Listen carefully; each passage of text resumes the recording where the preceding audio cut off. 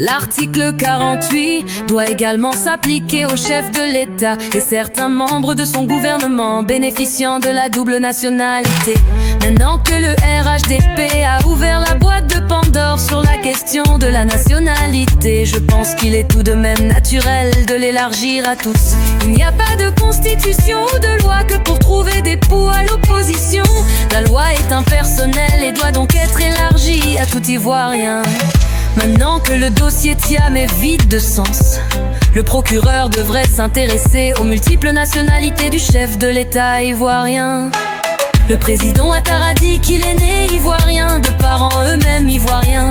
Mais le président Ouattara était voltaïque à un certain moment de sa vie. Il a lui-même reconnu lors du forum de la réconciliation, lui dont la présence était vide avant 1982 en Côte d'Ivoire, la date de son apparition brusque dans ce pays.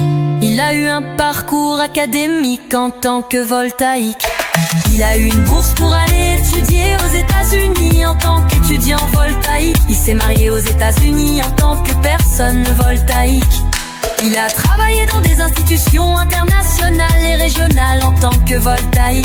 Il a même acheté des biens ici en Côte d'Ivoire en se présentant avec des documents voltaïques. Alors pourquoi jusque-là aucun décret de renonciation à cette nationalité voltaïque n'a été délivré?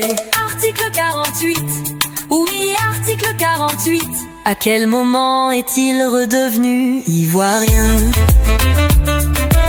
Malheureusement, il n'y a pas que lui.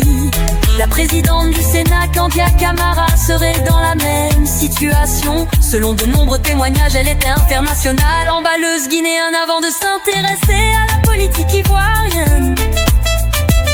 Alors qu'elle nous présente son décret de renonciation à cette nationalité guinéenne. Et le président de l'Assemblée nationale, Big Togo, a-t-il son décret de renonciation à la nationalité burkinabé? Article 48. Oui, article 48. À quel moment sont-ils devenus ou redevenus ivoiriens? Mais alors où sont leurs décrets de naturalisation les rendant ivoiriens? La loi est impersonnelle et devrait systématiquement s'appliquer à tous.